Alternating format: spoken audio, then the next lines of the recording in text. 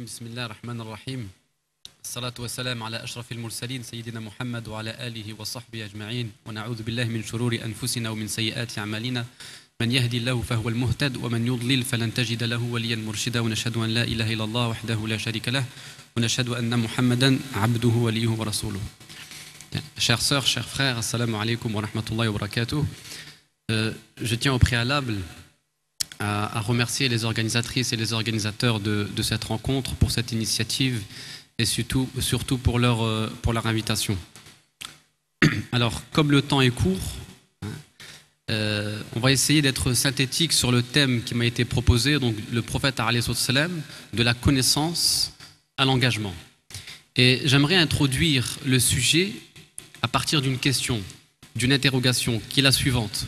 Comment une société primitive, donc à l'époque du prophète alayhi salam, une société primitive est devenue une société civilisée? Que s'est-il passé pour qu'une société qui était soumise à des instincts, à des énergies vitales, qui était noyée dans le libertinage le plus total, à toutes sortes de permissivité, est devenue une société régulée, conditionnée par des principes et des vertus? Une chose. Et quelle est cette chose? Une idée.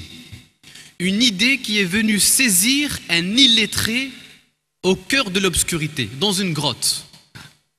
Une idée qui est venue, qui lui a dit « Iqra, lis ». Et vous connaissez la réaction du prophète alayhi salam, qui dit « Ma ana biqari », je ne suis pas de ceux qui lisent. Et l'ange Gabriel, Jibril alayhi salam, il réitère la question « Iqra ». Et puis à la fin « Ma aqra, iqra bismi rabbika alladhi khalaq ». Lis au nom de ton Seigneur qui a créé l'homme d'un caillot de sang ou d'une adhérence selon des traductions. Donc là, en fait, ce qui est intéressant, la première des choses qu'il faut soulever, c'est qu'Allah, subhanahu wa ta'ala, il interpelle parmi les Quraysh une personne illettrée, quelqu'un qui ne sait pas lire. Alors que parmi les Quraysh eux-mêmes étaient des gens cultivés, des poètes, des gens qui maîtrisaient la rhétorique arabe, la langue arabe. Mais Allah, subhanahu wa ta'ala, il s'adresse à qui? À un illettré parmi eux. Et il lui dit quoi paradoxalement? Iqra, lis. Donc là, ça doit nous interpeller. Parce que là, on va comprendre le sens et la finalité de cette interrogation, de ce questionnement. Parce qu'il ne s'agit pas d'aller chercher des gens qui ont beaucoup de connaissances, des gens qui sont cultivés, des gens qui font du stockage intellectuel. Il y en avait pas mal parmi le Quraysh, des poètes qui étaient riches dans la poésie, dans la rhétorique arabe. Non, Allah subhanahu wa ta'ala il a pris celui, non pas qui a accumulé des connaissances, mais qui questionnait le monde. La preuve, c'est que le prophète alayhi salam, il est dans la grotte de Hira, et qu'est-ce qu'il fait? Il médite.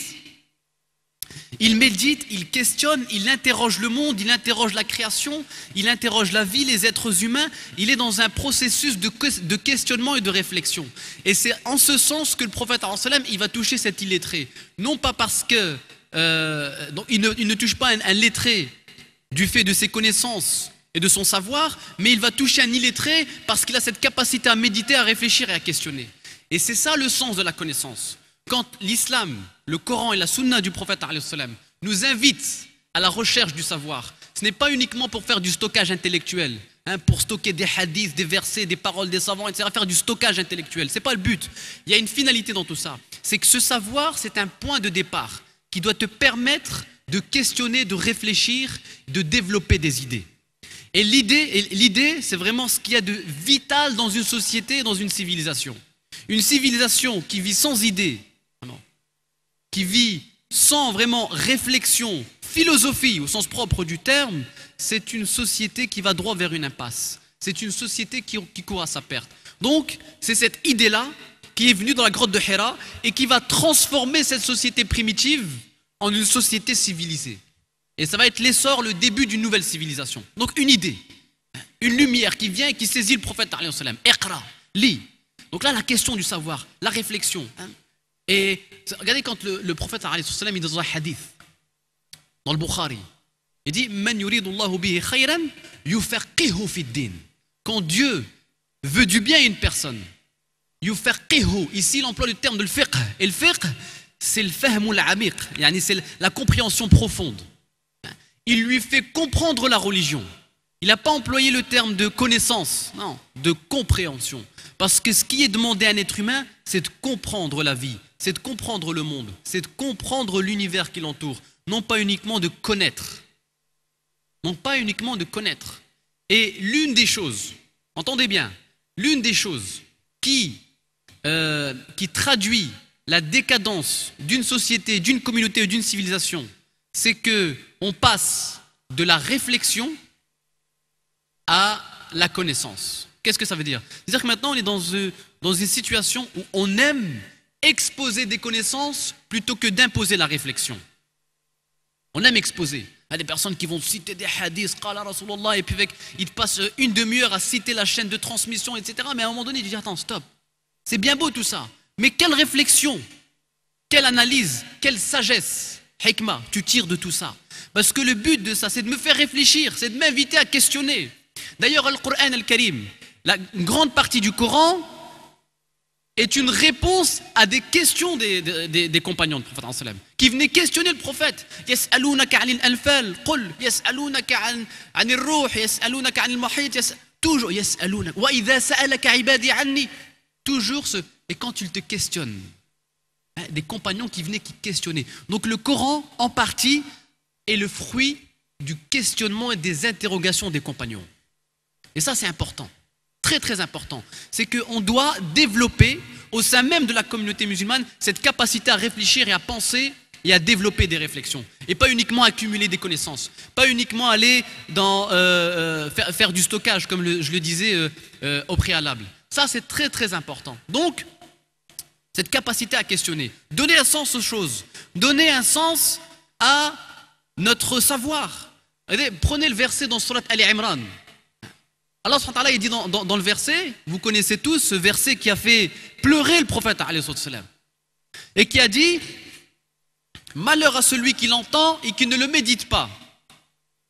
Inna fi khalqis samawati wal ard wa ikhtilafil layli wan nahar, il y a dans la création des cieux et de la terre, dans l'alternance du jour et de la nuit, des signes pour ceux qui sont doués d'intelligence. Mais qui sont les doués d'intelligence? Ulul albab. Le verset continue, regardez bien.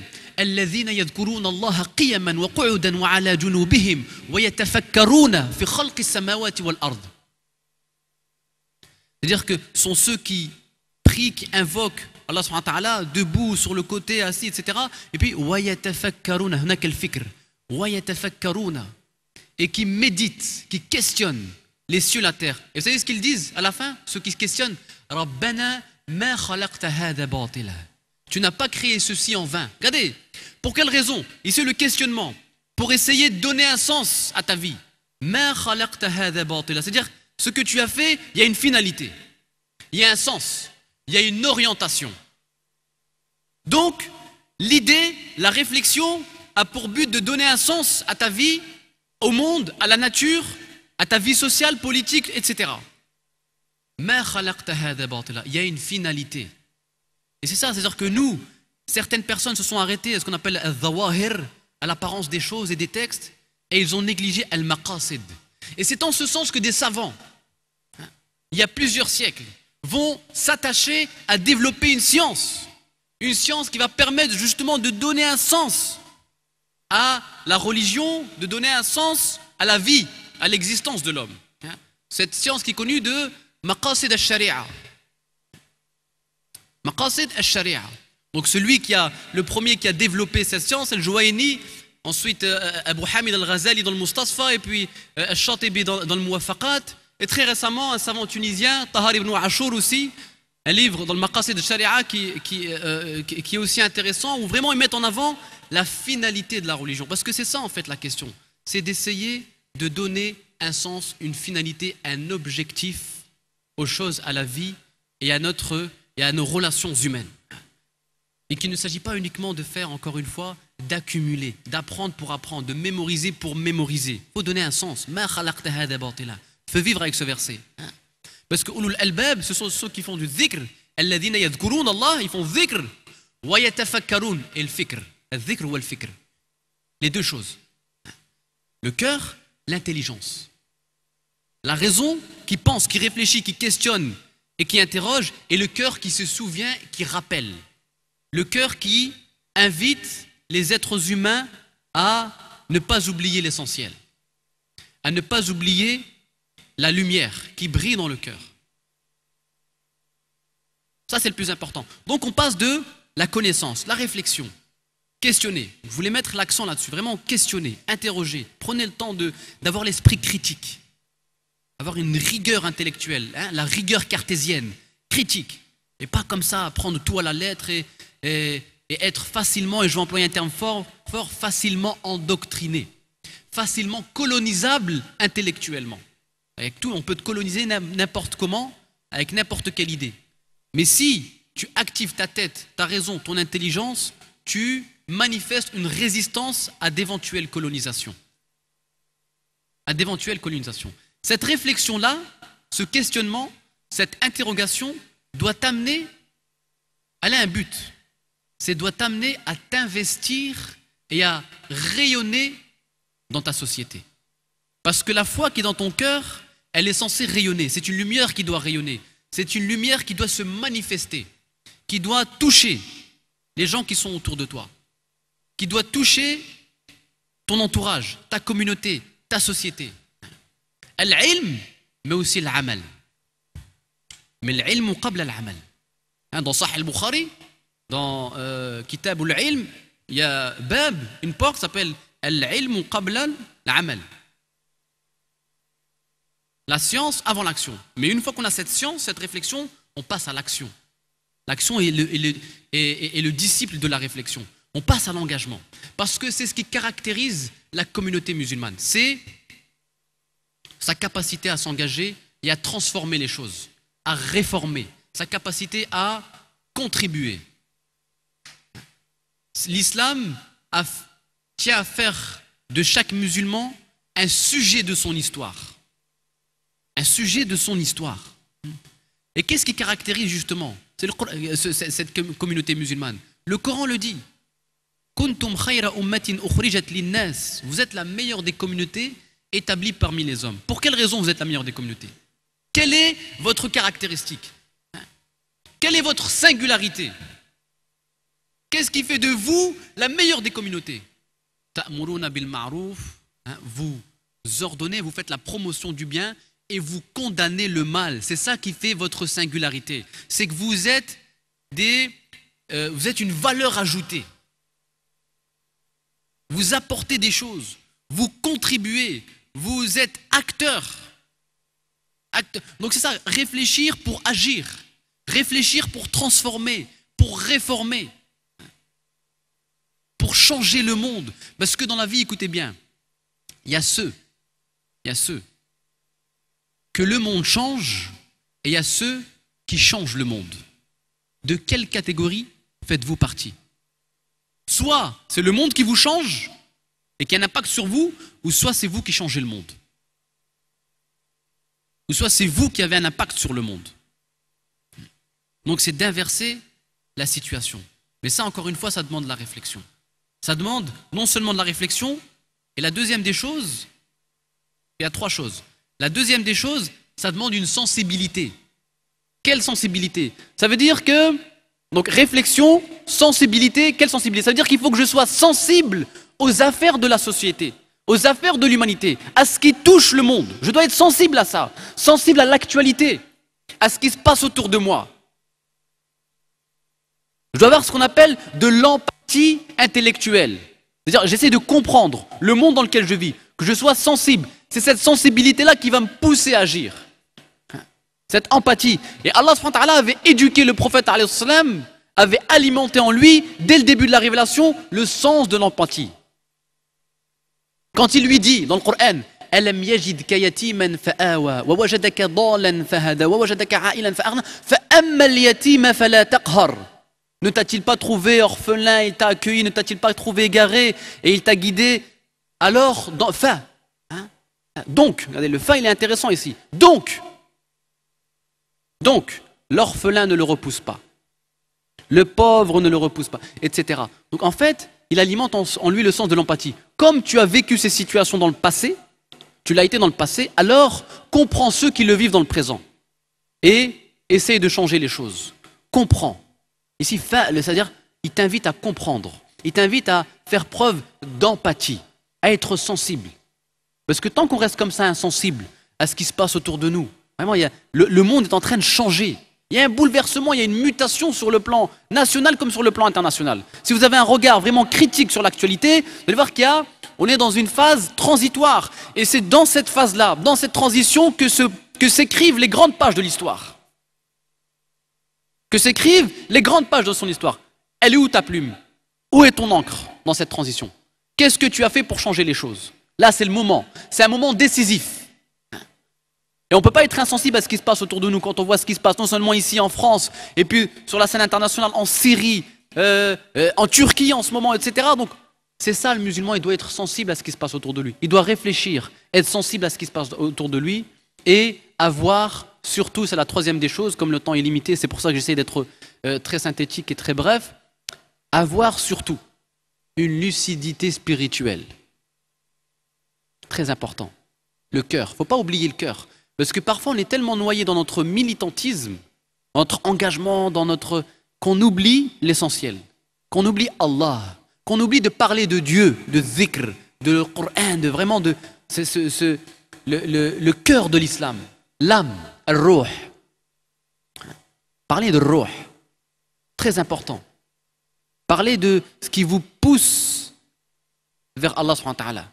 Parce que après qu'Allah est interpellé et convoqué l'intelligence du prophète en disant Iqra. Vous voyez ce qu'il a fait?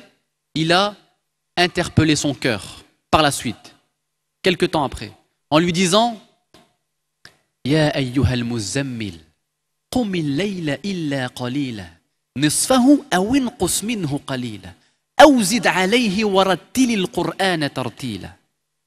Ô toi qui t'enveloppes sous un manteau, lève-toi et prie une partie de la nuit, un peu plus, ou si tu ne peux pas, un peu moins, mais si tu peux faire plus, fais-le, et récite avec soin le Coran, Al-Qur'an.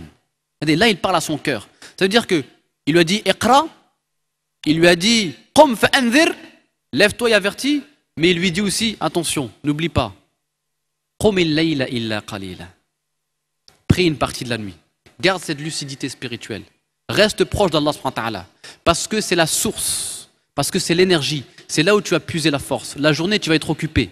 Il y aura l'engagement, il y aura les affaires, les épreuves, les problèmes. La nuit, prie. Rapproche-toi d'Allah subhanahu wa ta'ala. Réconcilie-toi avec le divin, avec la transcendance, avec la lumière. Cette lucidité spirituelle. Et pourquoi je vous dis ça, surtout aujourd'hui? C'est parce qu'à l'heure du capitalisme barbare, où les êtres humains sont devenus des robots, où il y a une déshumanisation de l'humanité, une froideur au sein des relations humaines.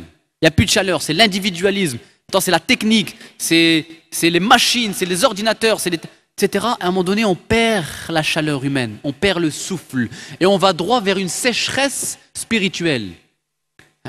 C'est en ce sens que j'avais écrit un article sur Safir News qui s'appelait La crise du sens, en deux parties, vraiment pour tirer la sonnette d'alarme. Attention, il faut rappeler le sens. Pour rappeler le sens. Là, on est dans une déshumanisation. Les gens, c'est tout le monde devant voilà, la technique, la technologie, l'individualisme, tout ça en train de nous ronger, même ceux qui portent la foi. C'est en train de nous ronger. Ça va nous détruire sur le long terme. Et là, il faut faire attention à se souvenir d'Allah subhanahu wa ta'ala en ces temps troubles. Ces moments vraiment où on est assailli de toutes parts, où le mal vient de partout. Gardez cette lucidité, cette relation à Dieu, cette relation au Coran, cette relation, ce rapport avec le prophète alayhi salatu wassalam. Très très important. Très très important. Parce que c'est réfléchir, agir, mais veiller aussi à ce que cette réflexion et cette action soient régulées par la révélation, par la lumière, par le qalb. N'oubliez pas de lever les mains au ciel et d'invoquer Allah subhanahu wa ta'ala. Comme l'a fait, regardez, l'image, je pense que dans une précédente intervention ici à Mulhouse, je l'avais signalé, Youssouf alayhi salam, lorsqu'il est dans cette pièce isolée, par Imra'atul Aziz, qui l'isole. Et méditez le verset. Qu'est-ce qu'il dit, le verset? وراودته التي هي في بيتها عن نفسه وراودته التي هي في بيتها عن نفسه وغلقت الأبواب وقالت هيت لك. Ici, si on note le verset, première des choses, on sent une pression psychologique. Comment? Avec ce qu'on appelle en langue française une assonance. C'est quoi une assonance ou une allitération? C'est la répétition d'une même lettre. Quelle est cette lettre dans ce verset? Ta. Le ta ici du féminin. وراودته التي هي في بيتها عن نفسه وغلقت الأبواب وقالت هيت لك. Le ta qui revient. Ce ta, cette répétition du ta, montre qu'il y a une pression de la femme, de Mra'atul Aziz, qui l'a oppressée psychologiquement, pour le tenter. وغلقت الأبواب, الأبواب au pluriel. Toutes les portes elle a fermé toutes les portes. Et elle lui a dit هيت لك, elle le soumet à la tentation. Et Youssouf, alayhi salam, il a ce réflexe. Elle ferme toutes les portes autour de lui, toutes les portes matérielles physiques. Il a ce réflexe de lever les mains au ciel, parce que c'est la seule porte qu'elle ne pouvait pas fermer. La porte de métaphysique, cette porte spirituelle, ça, elle ne pouvait pas le fermer. Et là, il a compris qu'elle était là, l'issue de secours. Et là, il a levé les mains au ciel et il a invoqué Allah de lui venir en secours, de lui venir en aide, de renforcer sa foi pour l'aider à gérer cette tentation, pour l'aider à gérer cette épreuve. Mais cette scène-là, en fait, elle en dit beaucoup, symboliquement. Parce que c'est ce que nous vivons aujourd'hui. On est oppressé psychologiquement par vraiment tout ce libertinage, ce matérialisme, cet individualisme, le capitalisme. On est tiraillé, la mode, l'argent, la télé, le pouvoir. Toutes les portes du bien commencent à être fermées. Et notre réflexe, c'est de lever les mains au ciel. C'est de lever les mains au ciel et dire Ya Allah, elle est là l'issue de secours, il ne faut pas l'oublier, elle est là l'issue de secours. Donc maintenir et préserver cette lucidité spirituelle, le cœur, surtout au cœur d'une société du bruit, de l'agitation, de la gesticulation. Les musulmans en particulier ont besoin de réflexion, d'action, mais aussi un peu de silence. Un peu de solitude, un peu de spiritualité, ça fait du bien au cœur d'une société vit complètement dans l'oubli. Et là, on me fait signe d'arrêter. Donc, je vous dis, barakallahu fikum pour votre attention et à très bientôt, Inch'Allah. Wassalamu alaikum wa rahmatullah.